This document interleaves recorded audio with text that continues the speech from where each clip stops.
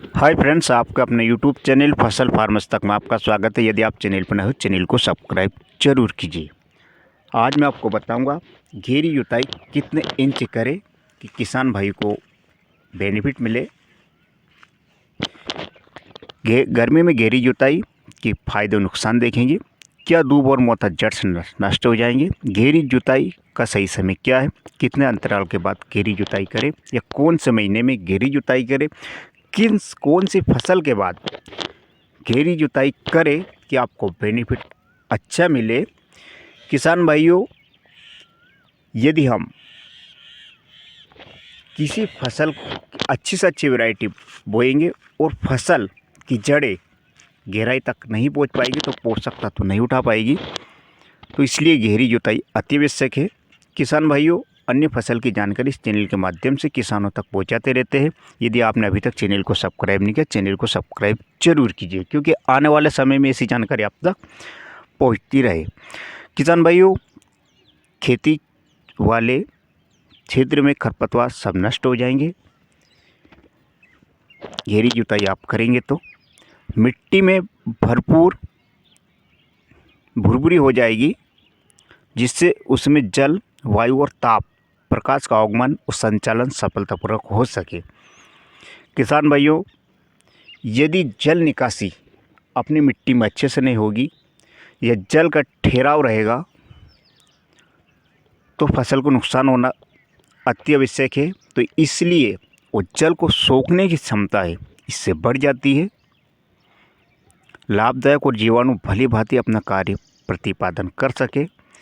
यदि मिट्टी अपनी इतनी एक कठोर परत बन जाती है, मिट्टी के ऊपर एक कठोर परत बन जाती है, ना तो सही से मिट्टी पानी सोख पाती है, न ही अपनी फसल जो रहती है उसके जड़ें गहराई तक पहुंच नहीं पाती है। तो जिससे एक तो समस्या ये रहती है किसान भाइयों, कोई सी भी फसल आड़ी जल्दी गिर जाती है।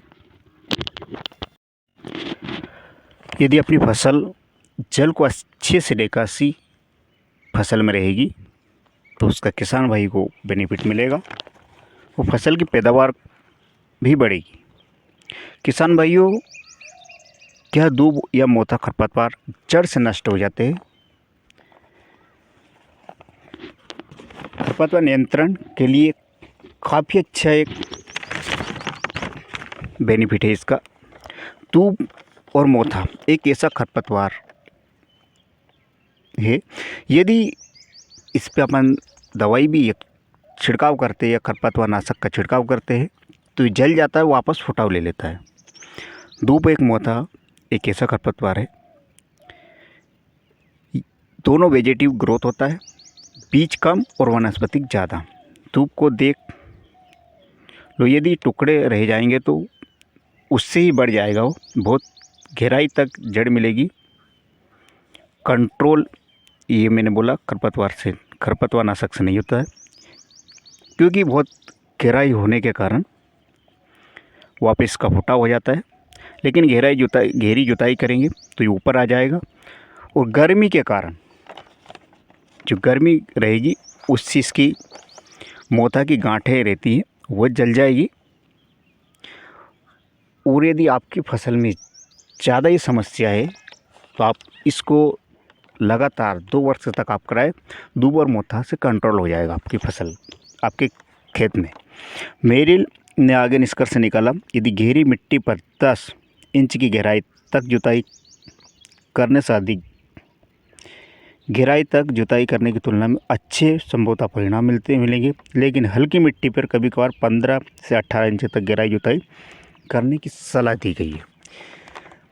किसान भाइयों, यदि आपकी गहरी मिट्टी है या भूमि उपजाऊ है तो आप 10 इंच तक जुताई करें, गहराई तक पिलाव करवाएं। यदि आपकी हल्की मिट्टी है तो आप 18 इंच तक जुताई कर सकते हैं। किसान भाइयों, एक समस्या ही रहती है अपनी खेत में, इसे फंगस या जड़ गलन की समस्या रहती है। तो आप गहरी जुताई करेंगे तो इसका बहुत अच्छा रिजल्ट है, बहुत इफ़ेक्टिव फंगस वो जल गलन की समस्या जो रहती है, मिट्टी ऊपर आ जाएगी और फंगस की समस्या समाप्त हो जाती है। अब गहरी जुताई का सही समय क्या है? गहरी जुताई का जो सही समय, अप्रैल से आप गहरी जुताई करें। अप्रैल मई में आप गहरी जुताई करें, इसका काफ़ी अच्छा परिणाम मिलता है। और गहरी जुताई में अपने को कीड़े की जो समस्या रहती है, अपन देखते हैं कीड़े सीजन में आ जाते हैं और वापस गायब हो जाते हैं। कीड़े सीजन में आते हैं और गायब हो जाते हैं, तो कहाँ जाते हैं? तो ज़मीन में अपनी रेस्टिंग स्टेज, जिसे प्यूपा बोलते हैं, वहाँ चले जाते हैं वापस, और वापस ये निकल आते हैं।